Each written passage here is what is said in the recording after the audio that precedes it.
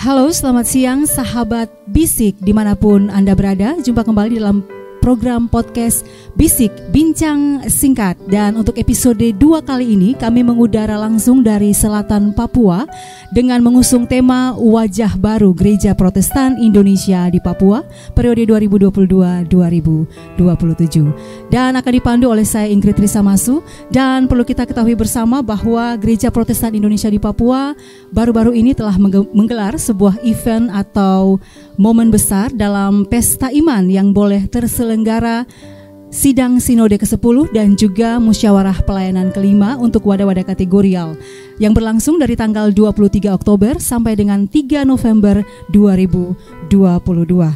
Berbagai rumusan kebijakan dan juga program pelayanan telah diputuskan dan tentu saja telah terjadi proses pemilihan bagi Majelis Pekerja Sinode yang baru yang berlangsung secara demokratis, langsung, jujur dan juga adil sehingga figur-figur pilihan Allah boleh dapat terpilih untuk memimpin lembaga GPI Papua selama kurang lebih 5 tahun ke depan.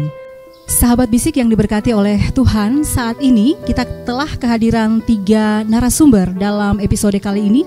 Dan saat ini telah hadir bersama dengan saya di sini narasumber kita yang pertama, yaitu Ketua Majelis Pekerja Sinode terpilih untuk periode 2022-2027. Ada Bapak Pendeta Donald Edison Salima STH SE. Selamat siang Bapak Pendeta Donald. Siang. Apa kabar Bapak? Baik, Bapak, kita tahu bahwa Bapak telah terpilih menjadi Ketua Majelis Pekerja Sinode GPI Papua untuk 5 tahun ke depan. Sebelum kita berdiskusi atau berbincang-bincang tentang apa yang ingin Bapak lakukan untuk lembaga GPI Papua selama 5 tahun ke depan, mungkin kita ingin flashback terlebih dahulu. Para sahabat Bisik juga ingin mengetahui kira-kira sosok Bapak Donald ini seperti apa. Mungkin Bapak bisa menceritakan masa kecil Bapak seperti apa. Silakan Bapak. Ya, saya terlahir dari keluarga penginjil dan kami tumbuh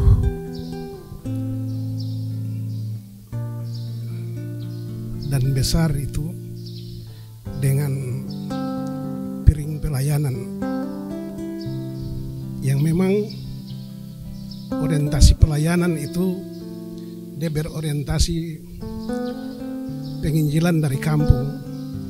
Jadi kami selalu mengikuti ya Papa sampai kami tinggal di salah satu kota kecamatan yang namanya Okaba. Kami besar di situ, kami tumbuh dengan alam, kami tumbuh dengan pohon, udara, bahkan di pantai. Jadi memang tertanam dalam kami punya darah ini, ya pelayanan itu bagian yang utuh dari proses kehidupan. Orang tua saya guru Injil, bapak saya berasal dari Ambon, Seram, Marga Salima.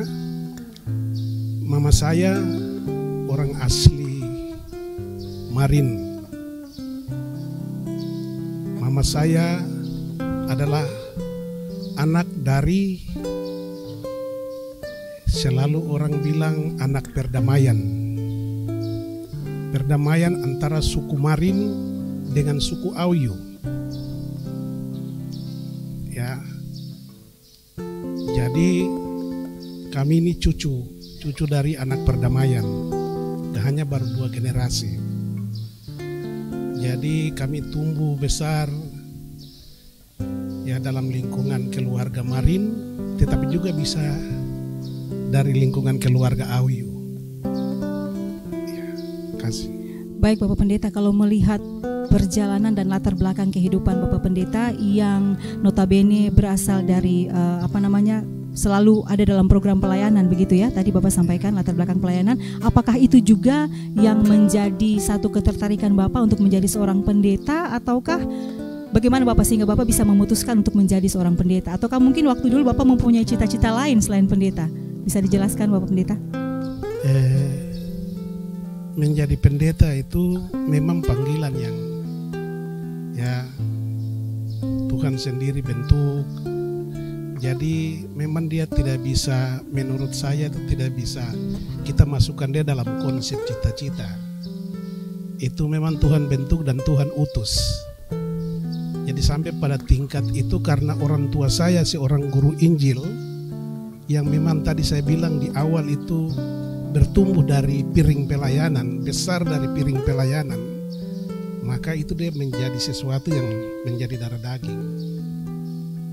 Jadi memang perjalanan kita tuh memang perjalanan pelayanan, kesaksian, ya sampai ketika besar itu SMP selesai, memang kami termotivasi untuk ya jadi pendeta karena apa, gerak itu sudah muncul dari kecil.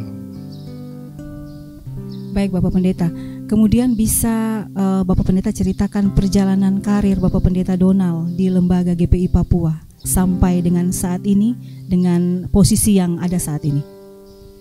Ya, saya sekolah di Teologia sekitar tahun 90.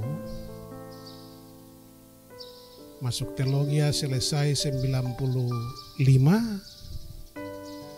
Karena saat itu masih sekolah yang mengeluarkan atau sederajat dengan SMA, tetapi vikaris saat itu ya masih pakai peraturan lama hanya 1 tahun. Ya, jadi 96 saya langsung dikirim ke wilayah Digul.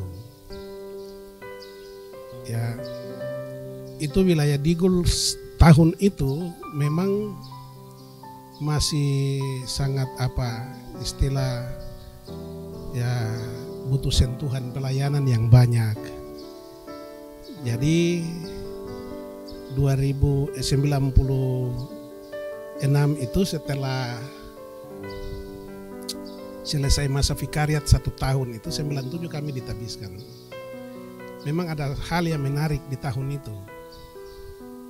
Itu ada komitmen yang memang kami buat dan itu tertulis. Pernyataan sikap dari setiap vikaris yang adalah calon pendeta dan juga calon pegawai. Siap ditempatkan di mana saja dan siap tidak menerima gaji. Itu komitmen yang kami buat dan kami buat dia itu secara tertulis. Itu tahun itu. Ya, itu 97 kami ditabiskan. Ya, karena Digul masih membutuhkan kami, maka 97 itu saya punya SK pertama di Jemaat Betel Tanah Merah. Sekarang Klasis Bovendigul ya Bapak? Sekarang Klasis Bovendigul. Tetapi baru 2 minggu tugas, saya diberikan nota tugas. Nota tugas untuk membantu pelayanan di wilayah Muara Digul. Di wilayah Muara Digul ini kampung-kampung yang memang butuh pelayanan, walaupun itu dia ada di luar pelayanan, wilayah pelayanan GPI Papua itu dia sudah masuk di wilayah pelayanan Gereja Reformasi. Saya bertugas di situ tidak melihat bahwa ini umat GPI Papua, tetapi saya sebagai pendeta GPI Papua harus melaksanakan tripanggilan gereja itu di kampung-kampung. Ada beberapa kampung yang saya coba atur pelayanannya rolling setiap saat. sampai kurang lebih sekitar 3 tahun. Itu. Tahun 2000 saya ditarik dari Muara Digul sana, yaitu Kampung Kawagit, Kampung Ujung, Kampung Maju.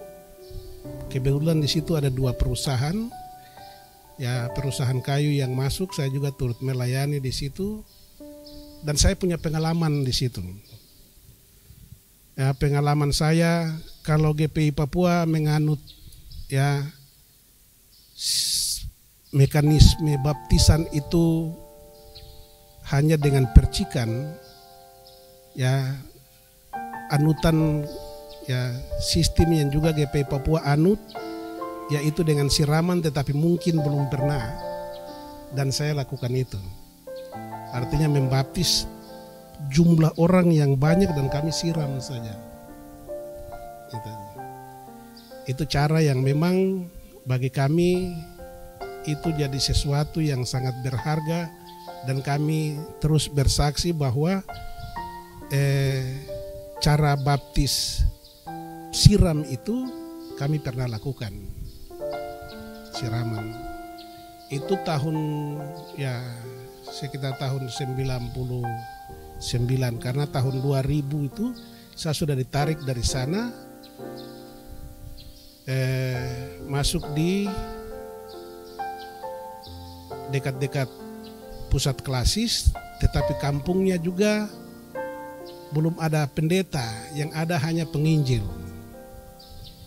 yaitu penginjil Wetino. Ya, saya menggantikan dia di situ. Saya pendeta pertama, dan kampung itu sudah kampung saya sendiri, yaitu Kampung Nakias. Oke, di Nakias. Ya. Jadi mama saya dari kampung itu, maka di kampung itu sudah ya kami diproses di situ sampai saya lahir di Okaba, tetapi mama saya dari kampung itu, Kampung Nakias. Saya tugas 3 tahun di situ, dan konven perdana ya untuk GPI Papua ya atas rujukan keputusan ya sidang El Anem Nahenda, ini nama jemaat di situ. El Anem Nahenda Nakias menjadi tuan rumah. Itu konven pendeta GPI Papua perdana. Ya, kami selenggarakan di situ. Setelah 3 tahun saya bertugas di situ, saya mendapatkan SK 2003 itu untuk studi lanjut. Ya, jadi saya studi lanjut 2003 sampai 2008, 2003 dan ke 2008 ini memang sebuah proses dan juga tahapan yang bagi saya sebenarnya sudah juga minta pulang gitu. Karena memang banyak ya kesulitan, apalagi kita studi itu saat itu pembiayaan untuk biaya studi dan lain sebagainya itu kadang tidak diorganisir dengan baik. Jadi hanya asal istilah distudikan tetapi tidak diperhatikan. Cuma bagi kami itu hal yang sudah biasa kami, karena ada komitmen tadi. Dan saya selesai tepat waktu 5 tahun. Pagi saya sekolah di STT sampai sekitar jam 2 siang. Saya harus kembali pulang makan selama 5 tahun. Saya harus kembali pulang makan, dan jam 2, jam 3 sampai jam 8 malam saya kuliah di Setia untuk Geisler. Itu di mana Bapak Pendeta? Di Fakfak? Itu di Fakfak. Oh, di Fakfak, ya.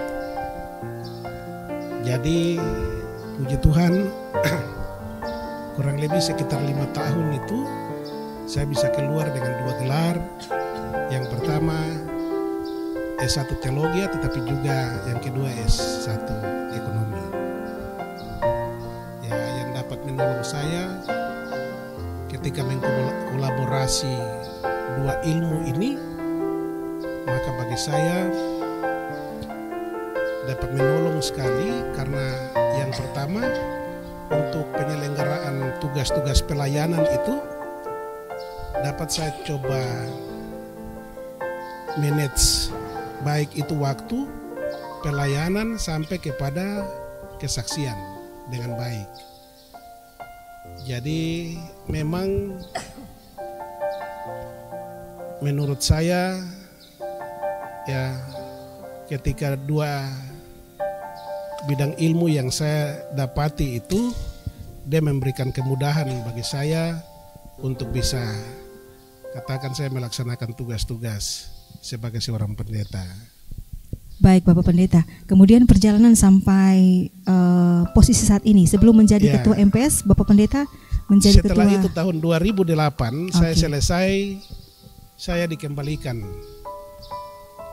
karena di SK itu saya dibiayai dari Digul, maka saya dikembalikan ke Digul lagi 2018.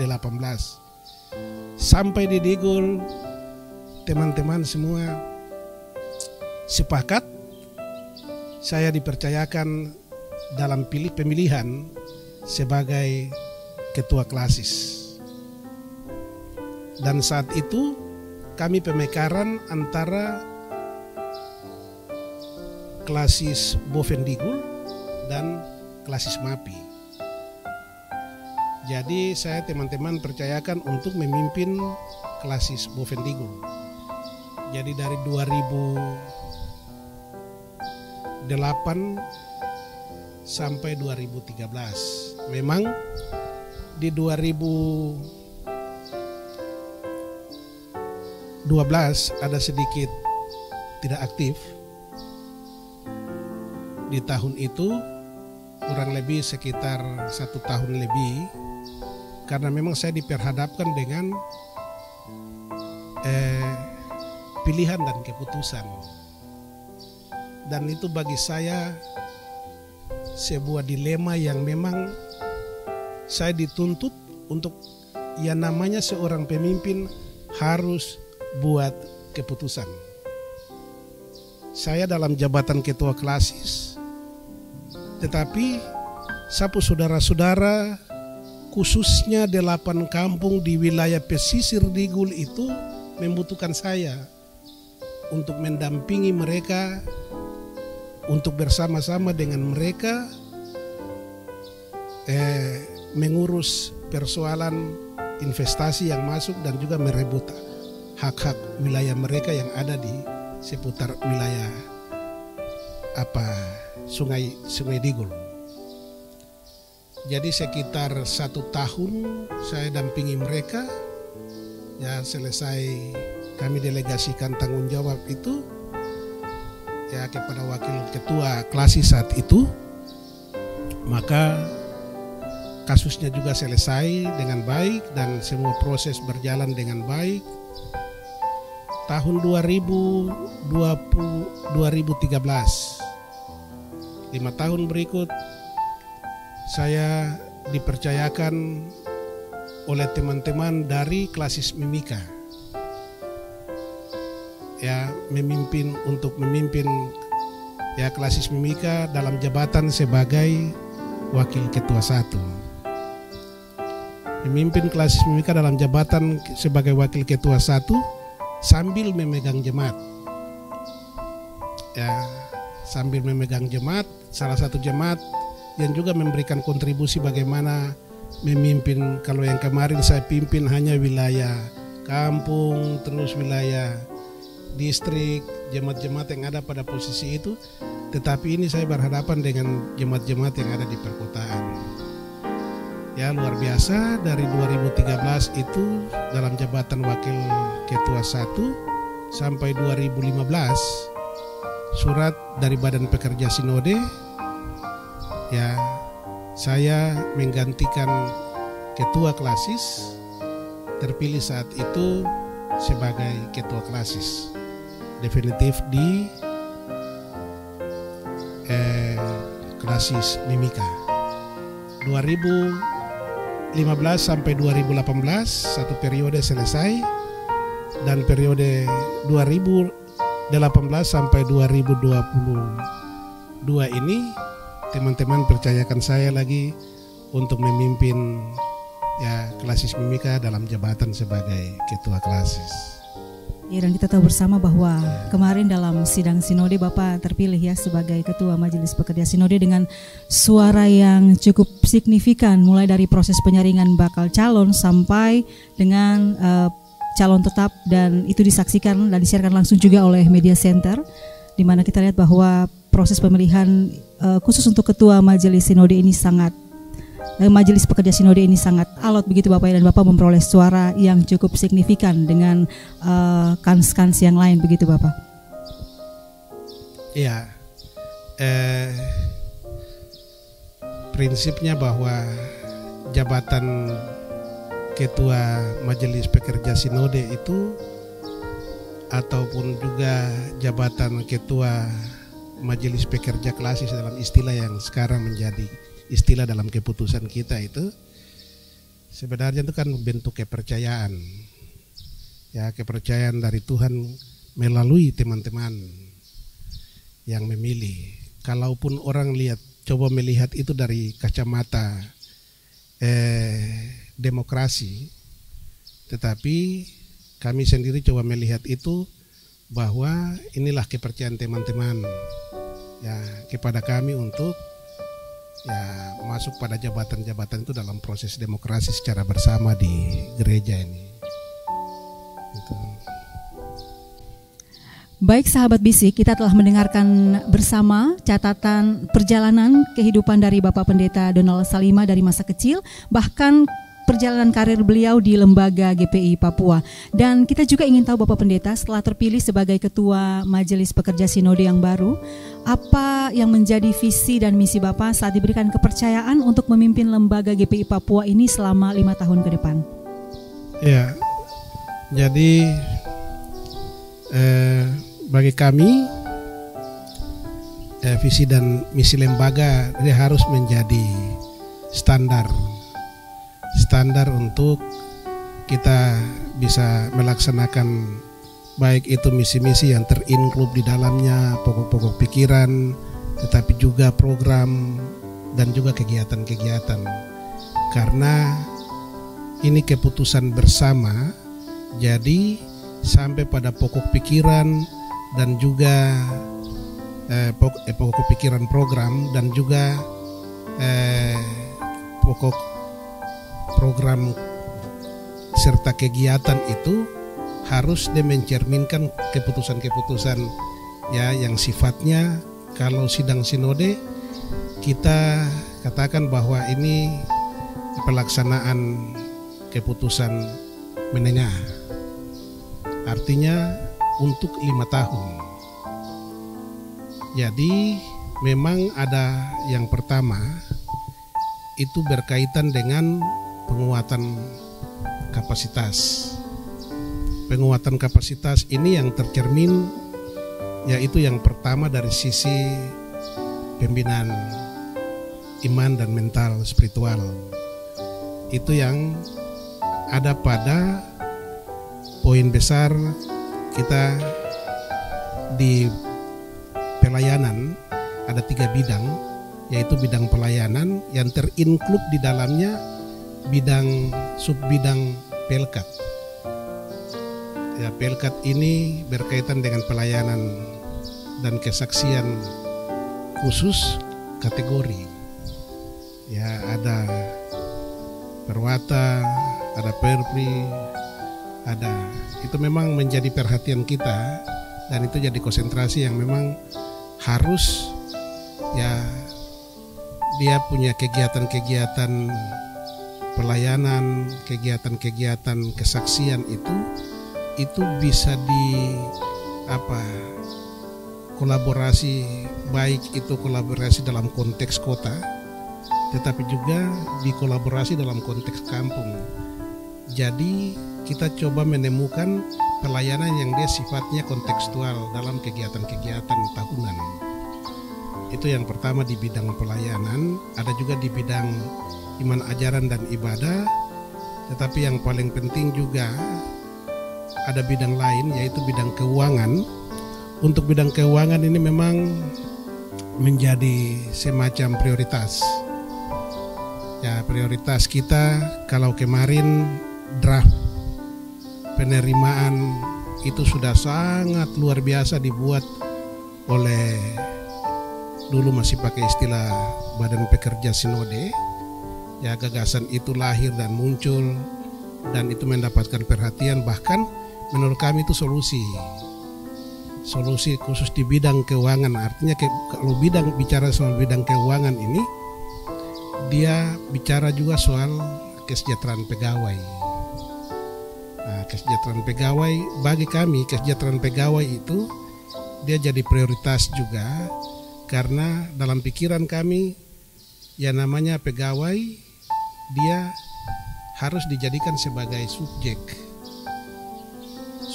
dari seluruh siklus pelayanan.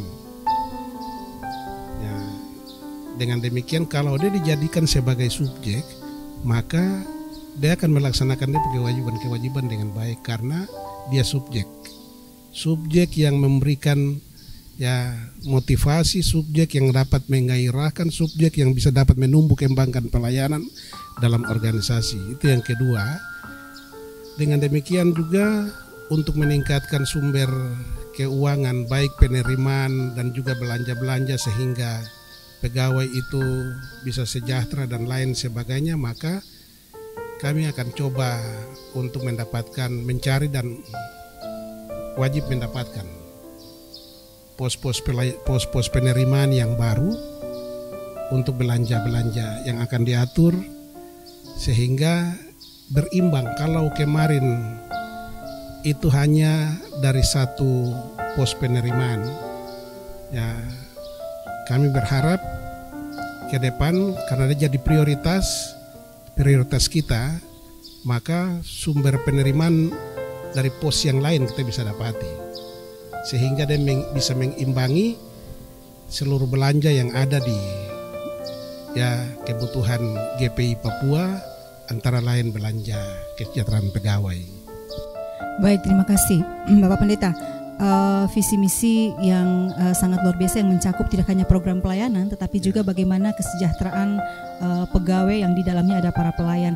Nah, melihat medan jangkauan luasnya wilayah pelayanan Gereja Protestan Indonesia di tanah Papua ini dengan berbagai permasalahan yang ada, kira-kira apa yang menjadi tantangan atau tantangan apa yang dihadapi oleh yang Bapak rasakan dalam medan gumul di lembaga GPI Papua saat ini?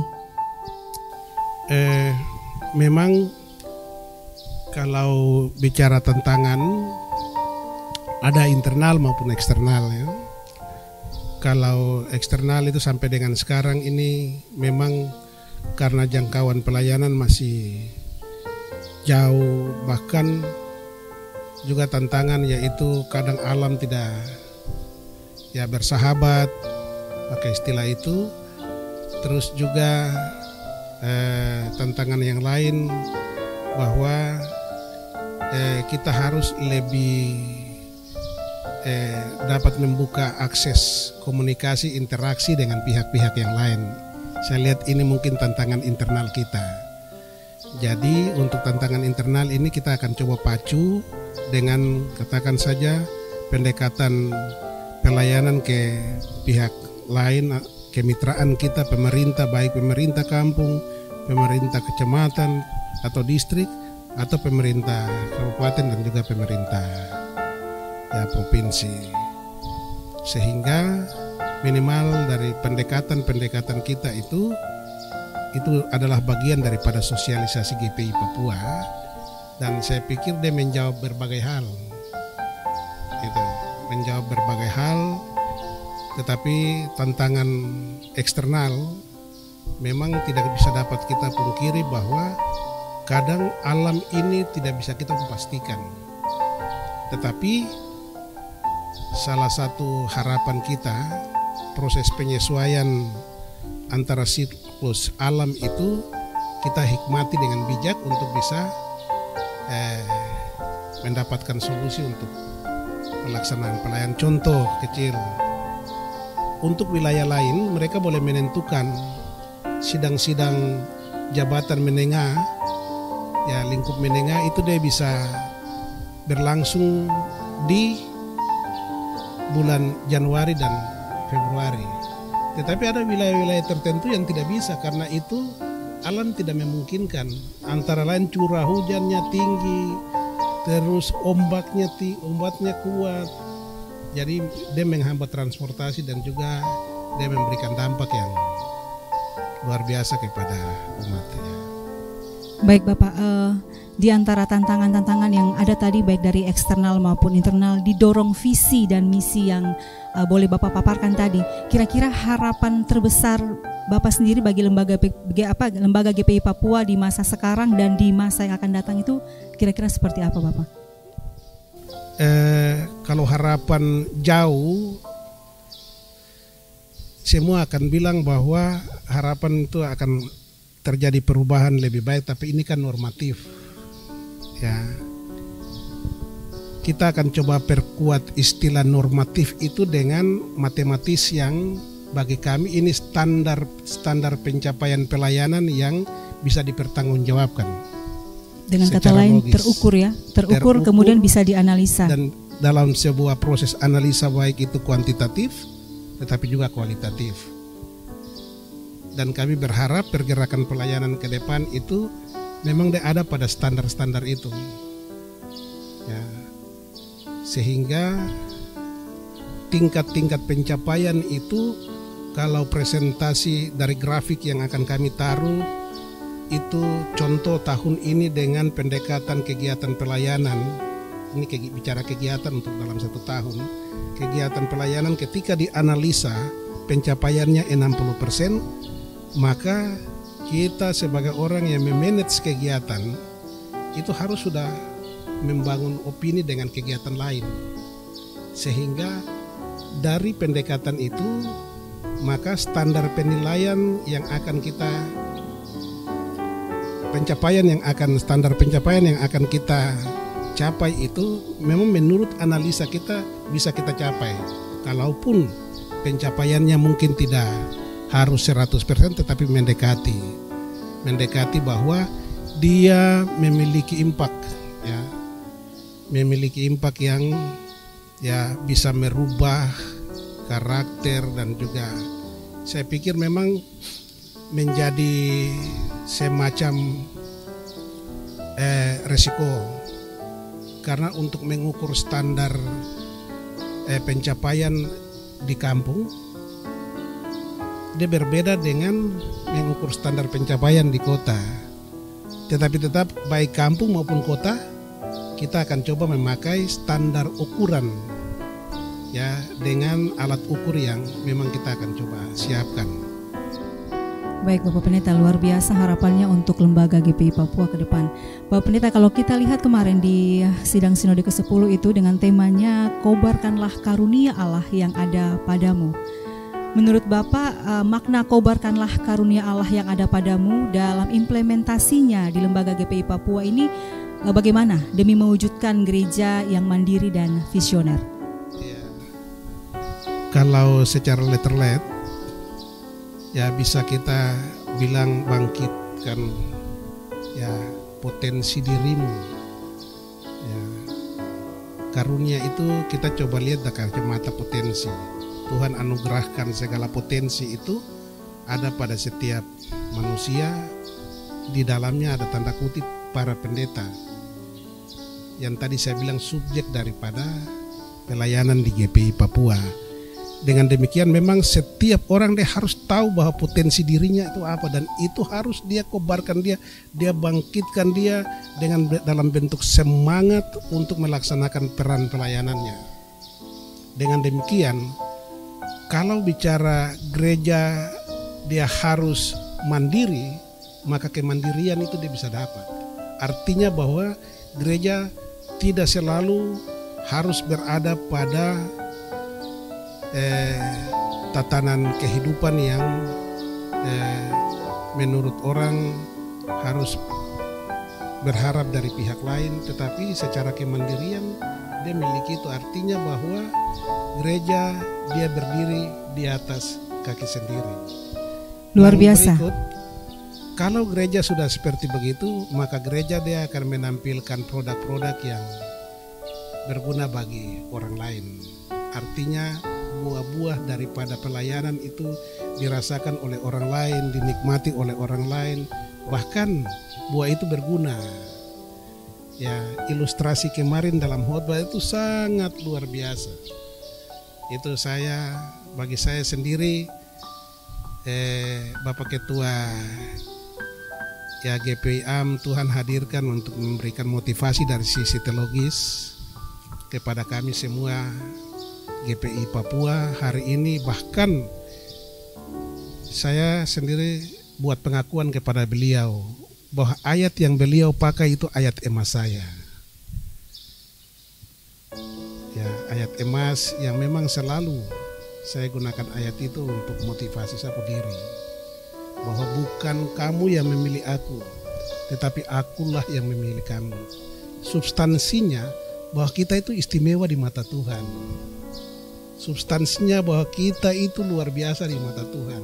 Bagaimana kita memberdayakan, kita mengembangkan, kita punya potensi diri itu dengan istilah tadi, kobarkanlah karunia Allah yang ada pada dirimu. Baik, luar biasa sekali obrolan kita dengan Bapak Donald Salima, Ketua Majelis Pekerja Sinode GPI Papua terpilih untuk 5 tahun ke depan.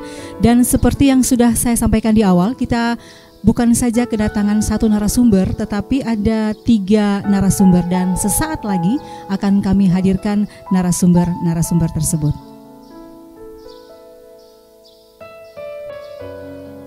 Kembali lagi bersama kami di program Bisik Bincang Singkat, dan seperti yang sudah saya sampaikan di awal tadi bahwa kita tidak hanya kehadiran satu narasumber, tetapi ada 3 narasumber, dan sudah hadir saat ini kedua narasumber.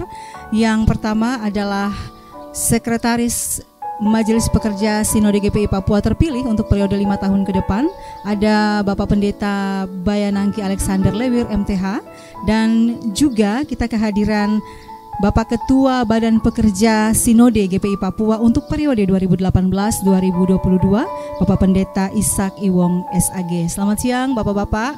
Selamat siang. Semoga selalu dalam keadaan sehat. Baik sahabat Bisik, sekarang kita akan mendengar obrolan dengan Sekretaris Majelis Pekerja Sinode terpilih untuk 5 tahun ke depan. Dengan akrab kami sapa saja Bapak Pendeta Nangki, begitu ya Bapak Pendeta? Ya, Bapak Pendeta, mungkin secara singkat Bapak Pendeta bisa memperkenalkan diri dan juga perjalanan karir Bapak Pendeta Nangki di lembaga GPI Papua. Ya, terima kasih Bunda Ing. Saya terlahir tahun 72, tepatnya 18 April di kota Ambon, dari ayah dan ibu yang berasal dari Maluku Barat Daya, lebih familiar dengan orang Tepa. Ya. Sebagai anak sulung, saya kuliah di Fakultas Teologi UKIM Ambon 91 dan 96, memperoleh gelar sarjana agama. Tetapi kemudian tahun 97 Tuhan membuka jalan untuk saya vikaris di GPI Irja. Ya. Dan terhitung 1 Agustus 97 saya ditempatkan sebagai vikaris atau calon pelayan firman sakramen di Jemaat Niel Merauke. Waktu itu masih gereja yang lama dekat rumah sakit, dan ditabiskan 16 Agustus 1998, dan bulan Oktober mendapat tempat tugas pertama di Klasis Digul, tepatnya Jemaat Immanuel Padi. Ketua Klasis waktu itu adalah mantan Pak Ketua Sinode kita periode kemarin, Pak Pendeta Iwong. Kemudian di tahun 2000, tepatnya bulan Juli kalau tidak salah, saya diberi tanggung jawab rangkap sebagai sekretaris klasis Digul, ya. Dan tahun 2003 saya dimutasikan sebagai sekretaris klasis Babo, waktu itu mekar dari klasis Fakfak, dan bertugas 2003 hingga 2011, ya. Karena di akhir 2011 itu menuju tahun 2012 saya ditugaskan untuk belajar S2 di Fakultas atau Pasca Sarjana UKIM, ya, UKIM Ambon. Dan tahun 2015 saya selesai. Kemudian tepatnya sebenarnya kuliah itu 1 tahun lebih sedikit karena cuma berproses dengan SK. Saya baru ditempatkan bulan Oktober sebagai ketua klasis MAPI, ya, tahun 2015 itu. Dan sesudah tahun Sidang Sinode 2018, ya, Sidang Sinode 9 di Jayapura, saya dimutasikan sebagai ketua Majelis Jemaat GPI Ebenezer Fakfak hingga sekarang ini, dan terpilih menjadi sekretaris Majelis Pekerja Sinode GPI Papua masa pelayanan 2022-2027 pada penyelenggaraan sidang Sinode 10 kali ini. Baik, Bapak, luar biasa. Kemudian kita tahu bahwa sebagai seorang sekretaris, ya, apalagi sekretaris itu diidentikan dengan motor penggerak satu lembaga atau organisasi. Kira-kira rencana ke depan Bapak seperti apa di dalam membuat organisasi atau lembaga GPI Papua ini menjadi lebih baik dan lebih baik lagi? Iya, tentu saya tidak bekerja sendiri tapi akan bekerja sama yang lebih maksimal dengan teman-teman MPS, ya, bukan hanya pelaksana hariannya tapi juga teman-teman anggota MPS. Tetapi juga saya ingin supaya ke depan Tuhan berkenan itu kita tertib administrasi, ya. Administrasi ini menyangkut tata persuratan, juga tertib administrasi pelaporan-pelaporan pelayanan dan keuangan, juga tertib administrasi kepegawaian, ya. Selama ini Bapak memandang hal tersebut belum maksimal dalam hal tertib administrasi, kemudian tertib kepegawaian organisasi dan lain sebagainya, atau seperti apa? Menurut saya sudah baik, tetapi lebih ditingkatkan. Perlu kita menggerakkan semua potensi secara lebih maksimal supaya harapan-harapan itu lebih baik lagi ke depannya. Baik, terima kasih Bapak Nangki.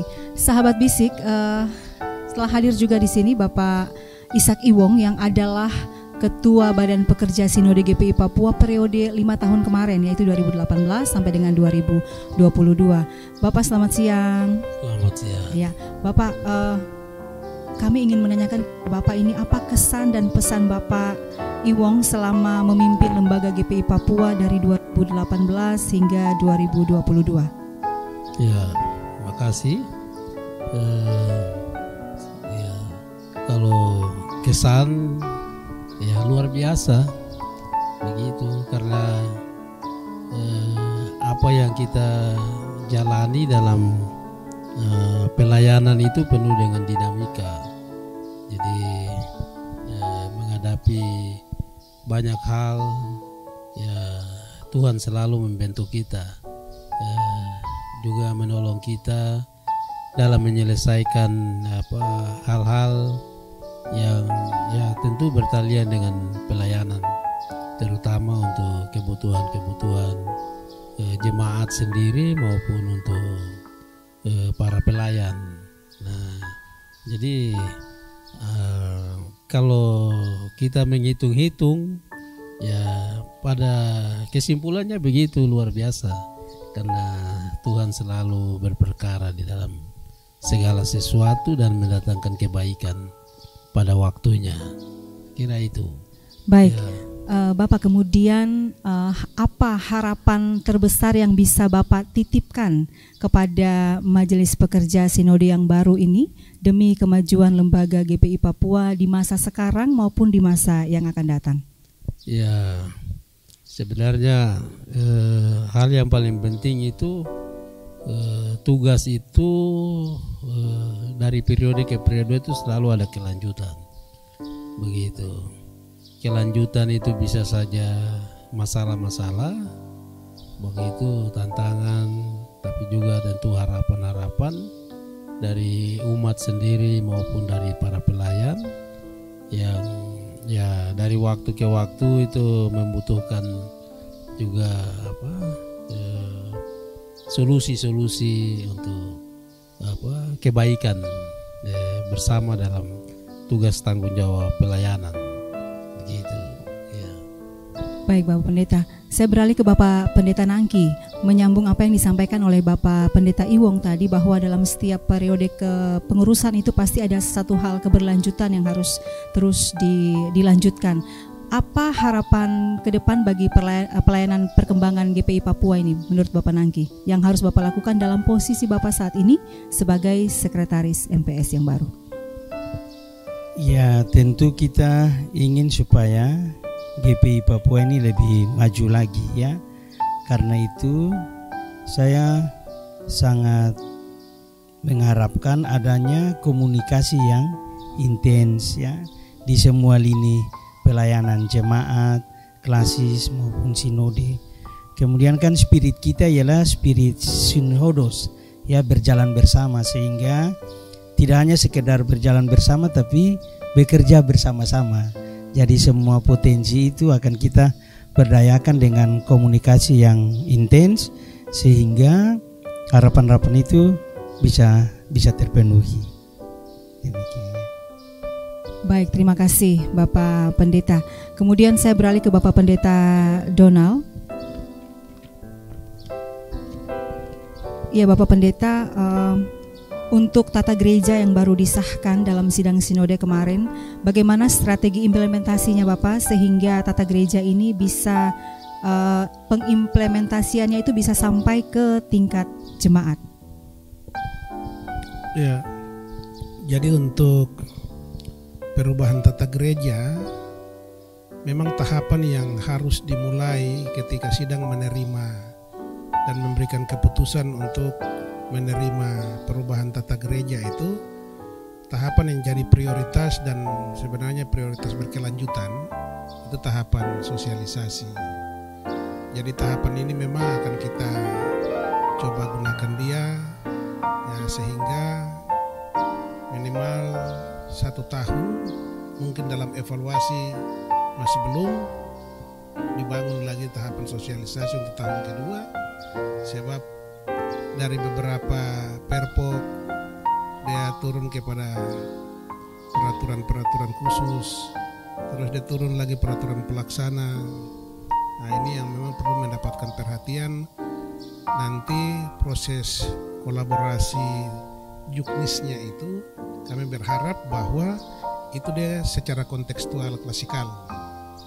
Ya, memang kami coba sepakat dengan teman-teman sehingga kalau tema kemarin itu kita coba untuk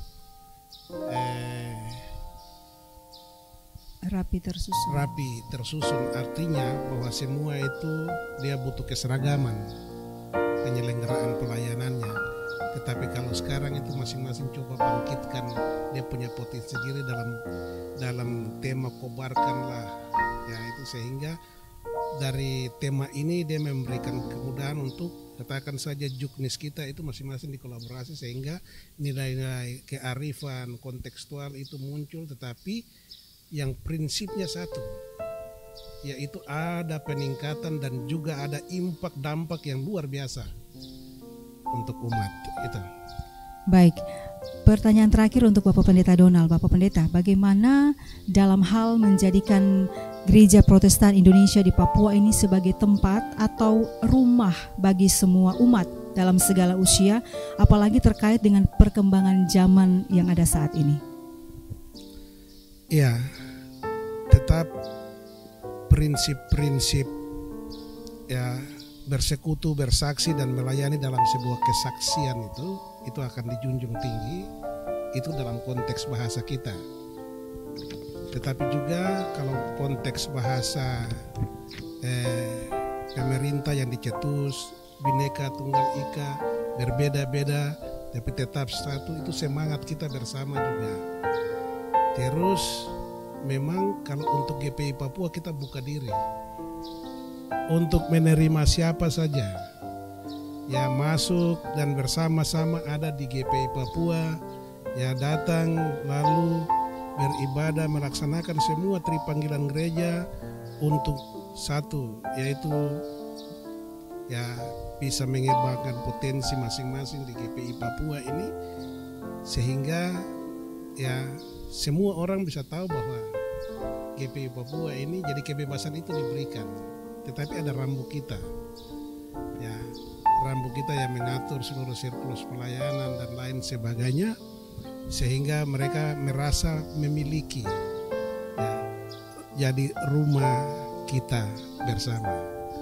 Baik, terima kasih Bapak Pendeta Donald, luar biasa sekali ya Bapak. Selanjutnya untuk Bapak Pendeta Nangki, satu pertanyaan terakhir Bapak, apa makna kobarkanlah karunia Allah yang ada padamu menurut Bapak? Ya, makasih Bunda Ing. Menurut saya kita mesti memiliki kesadaran bahwa kita mendapat karunia atau talenta yang berbeda-beda.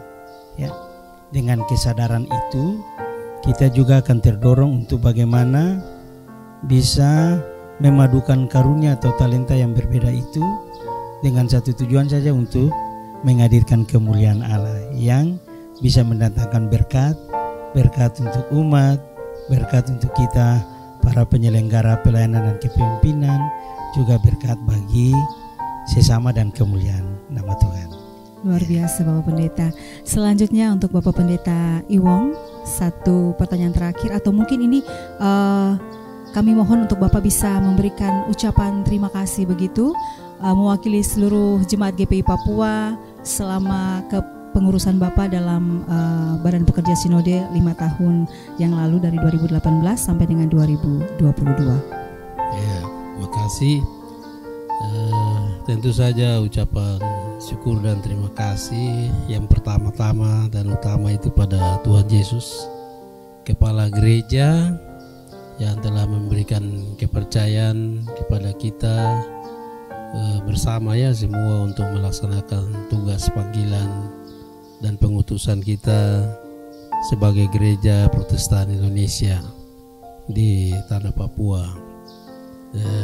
Terima kasih juga untuk dukungan dari semua jemaat GPI Papua, baik di pantai sampai ke gunung, dari kota sampai dengan ke daerah-daerah yang terjauh, yang selalu mendoakan setiap minggu Badan Pekerja Sinode, tentu juga mendoakan secara khusus Ketua Sinode periode lalu.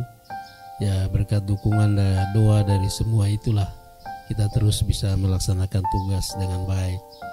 Ya, terima kasih juga untuk semua partisipasi, ya tanggungan-tanggungan, kontribusi yang diberikan untuk tugas-tugas, terutama mendukung untuk sentralisasi pembayaran gaji yang sangat menolong kita untuk kelanjutan tugas-tugas pelayanan kita.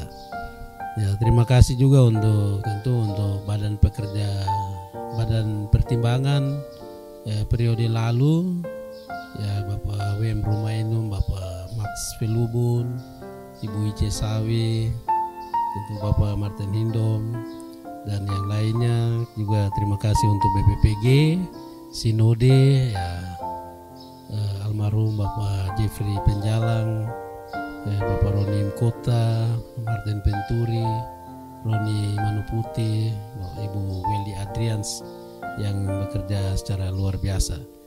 Dan terima kasih juga untuk rekan-rekan Badan Pekerja Sinode periode lalu, Ibu Pendeta Joyce, Bapak Penatua Kerubun, tentu Bapak Teis Saulata, ya, dan semua staf di kantor, ya, jadi yang terus mendukung tugas-tugas. Terima kasih. Juga terima kasih untuk anggota Badan Pekerja Sinode dari 15 klasis yang selalu dalam kebersamaan kita bekerja dengan berjuang bersama dalam tugas-tugas. Ya, secara khusus juga terima kasih untuk panitia pelaksana sidang sinode yang telah berlangsung. Terima kasih untuk di dalam panitia ini tim multimedia, media center yang bekerja secara luar biasa. Juga terima kasih untuk Klasis Merauke dengan seluruh jemaat-jemaat, tempat untuk penyelenggaraan sidang maupun prasidang, bahkan musyawarah pelayanan. Kesan saya dengan pelaksanaan sidang ini dari ucapan terima kasih itu, bagi saya ini sidang sinode yang biasa ya, reguler, tetapi yang berlangsung secara luar biasa karena beberapa hal sebenarnya, karena sidang ini tepat waktu, walaupun kita molor di hari terakhir itu pada pelantikan, tapi itu bisa berlangsung dengan baik sesuai dengan jadwal. Juga kesan yang luar biasa karena kita ahli generasi dalam tongkat estafet kepemimpinan dari generasi kelahiran tahun 60-an kepada generasi yang lahir tahun 70-an. Lebih lagi yang jadi Majelis Pekerja Sinode sekarang ini ya itu alumni STT GPI Papua, kecuali Pak Pendeta Lewir. Begitu, jadi kita beralih dari era Badan Pekerja Sinode kepada Majelis Pekerja. Nah, itu mempunyai dampak dan implikasi yang luas tentu. Lalu sidang ini dihadiri yang dari semula 15 klasis, ada tambahan 5 klasis baru ya menjadi 20 klasis ya. Nah, itu luar biasa, dan untuk pertama kali dalam sidang sinode klasis ditetapkan. Begitu ya, di dalam persidangan, itu hal yang luar biasa. Lalu juga menerima materi kajian dan usulan amandemen tata gereja yang akan terus berproses.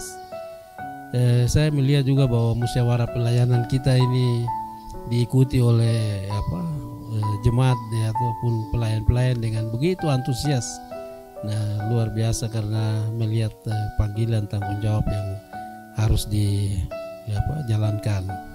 Dan terlebih lagi kesan yang khusus secara pribadi sebenarnya, bahwa dua rekan ini ya, Pendeta Salima dan Pendeta Lewir, di awal saya tugas sebagai ketua klasis itu juga mereka berdua baru mulai tugas juga begitu. Jadi ketika saya mengakhiri tugas ini ya tahun depan memasuki purna bakti ya, mereka justru teman berdua ini justru mulai dengan tugas memimpin di lembaga yang besar ini ya. Nah, karena itu pesan saya sekali lagi mari kita dengan semangat bekerja bersama, melaksanakan tugas-tugas tanggung jawab sebagaimana yang tadi disampaikan, tapi juga menjawab apa yang menjadi harapan kita bersama. Ya, kiranya Tuhan selalu memberkati seluruh jemaat, seluruh pelayan, juga memberkati Majelis Pekerja Sinode yang baru dalam tugas-tugas dengan tentu Badan Pertimbangan dan Badan Pengawas Perbendaharaan Gereja, dan juga kompel-kompel yang sudah terpilih ya. Terima kasih untuk semuanya. Saya kira begitu. Terima kasih. Baik, terima kasih Bapak Pendeta Iwong. Sahabat Bisik, suatu bincang singkat yang sangat luar biasa dengan ketiga narasumber yang juga sangat luar biasa yang boleh dihadirkan dalam edisi podcast kali ini. Tentu saja harapan-harapan mereka, visi-visi dan misi yang telah mereka paparkan boleh dapat kita kawal bersama sebagai warga gereja agar mewujudkan GPI Papua di masa yang akan datang itu sebagai gereja yang mandiri dan juga visioner. Baiklah sahabat Bisik yang diberkati oleh Tuhan dimanapun saja Anda berada, dengan demikian maka berakhir sudah podcast untuk edisi yang kedua hari ini dengan mengusung tema wajah baru Gereja Protestan Indonesia di Papua untuk periode 2022-2027. Kami mengucapkan terima kasih kepada ketiga narasumber yang sangat luar biasa, Bapak Pendeta Donald Edison Salima STHSE, Bapak Pendeta Ishak Iwong SAG, dan juga Bapak Pendeta Bayanangki Alexander Lewir MTH yang sudah meluangkan waktu untuk hadir dalam podcast hari ini. Kemudian ucapan terima kasih kami yang berikut kami sampaikan kepada Media Center GPI Papua sebagai corong informasi lembaga GPI Papua yang terus memberikan informasi-informasi terbaru dan terkini tentang lembaga GPI Papua. Terima kasih juga kami sampaikan kepada tim multimedia klasis GPI Papua Merauke yang telah dengan luar biasa mempersiapkan podcast kita di hari ini. Jangan lupa follow dan juga subscribe untuk kanal YouTube Media Center GPI Papua dan juga akun Facebook Media Center GPI Papua. Kita jumpa untuk edisi selanjutnya dengan materi dan narasumber yang berbeda. Dari Bumi Animha di selatan Papua, saya Ingrid Trisamasu mohon undur diri dan kita jumpa lagi di lain kesempatan. Tuhan Yesus memberkati kita semua. Shalom.